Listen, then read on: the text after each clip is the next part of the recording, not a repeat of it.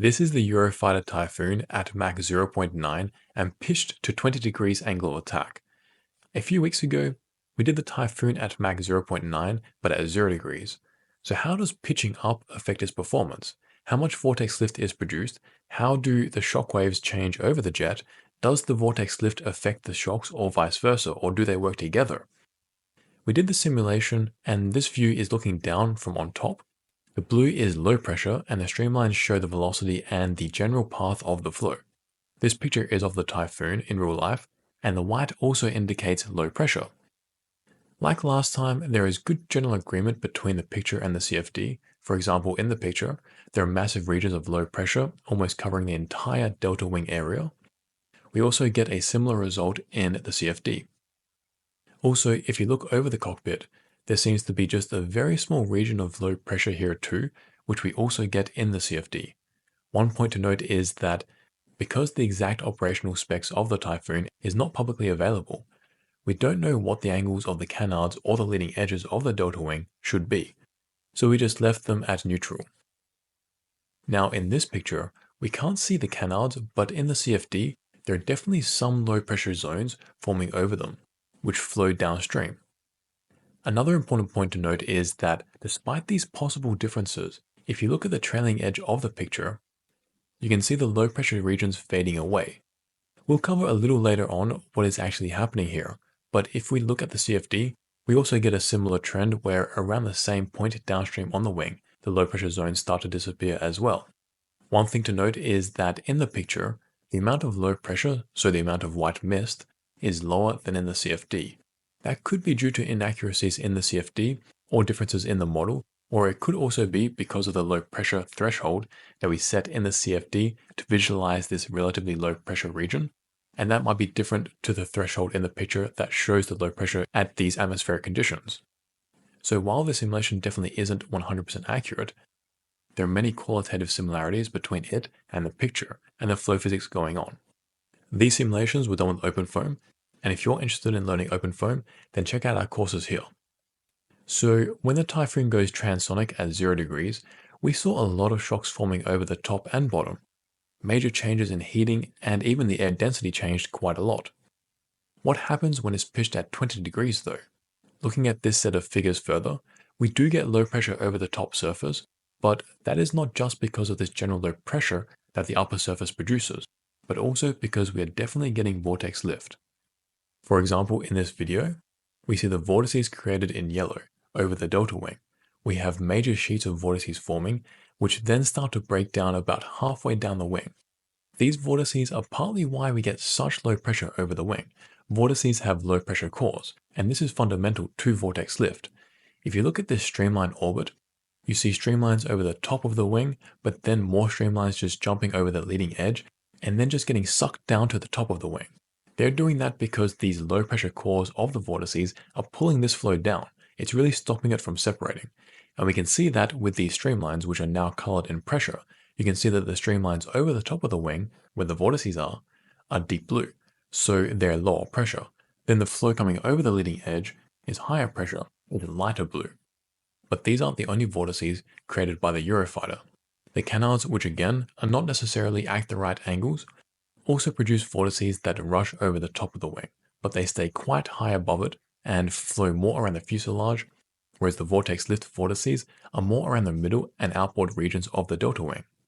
And given that we have such low pressure near the outside of the wing and high pressure underneath, the general vortex lift vortices are now being joined by this macroscopic wingtip vortex that encompasses the entire region. While this major vortex is really just a function of the delta wing shape, it does have one obvious benefit. It throws more air downwards into the wing, which helps the flow stay attached over the top surface, particularly on the outboard section of the wing, which helps with stability and agility at higher angles of attack. We have a bunch of cut planes at different locations over the jet. For example, this one is 1 meter to the side of the fuselage centerline. So it goes through the canard, the wing root, and part of the fuselage. The vortex production from the canard is very obvious, as the streamlines roll up over the entire chord and migrate downstream. One interesting point is that here, the wing doesn't produce a leading edge vortex. The way vortex lift is produced is that the leading edge needs to be sharp, and the wing needs to be pitched at relatively high angles of attack around 10 degrees or higher. The flow then rolls up over the leading edge into these vortices, and then that goes down the leading edges. We then get the pattern we saw earlier. Here, we do have a sharp leading edge, and it is pitched high enough. However, the flow hits the wing's leading edge, tries to roll up, but can't, and then any remnant of a vortex then just dies out and flows downstream. So at this point on the wing, we don't actually get any vortex lift yet. So what happens to the pressure, and do we get any shocks in this plane?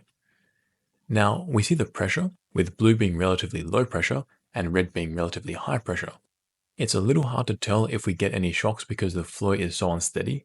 In front, we might be getting one, and at the back, there might be some minor pressure lines, but they're probably negligible. So in this plane, there doesn't seem to be any major shocks. One really good point is that there's very high pressure underneath the wing and even the canard. That's going to help produce lift. And over the top of the canard, we already can see how producing vortices comes with very low pressure zones. So we're getting vortex lift just over the canard at the moment. And if we look at the temperature in this plane, over the canard, where we were getting vortices, the temperature jumps up from 300 Kelvin to around 340-ish. With that, the density drops like it's hot. Let's move out 1 more meter to see if the main wing is now producing vortices here. And we do see that it does. There's this slow flow rolling up and extending around halfway down the wing before either dying out or migrating outboard more. Because if you remember back to the orbit showing the vortices, a sheet is being produced, so this vortex is extending quite a lot outboard. You can see how the streamlines about it suck down nicely. We now get very low pressure as hoped, and it seems like we are getting a very strong shock just ahead of this region, more or less where the flow hits the leading edge and wraps around it. And as we move more outboard, so here we're 3 meters away from the fuselage centerline, the leading edge vortex seems to be getting bigger, and it extends further down the wing. Where here, we're already getting it engulfing the entire chord and beyond.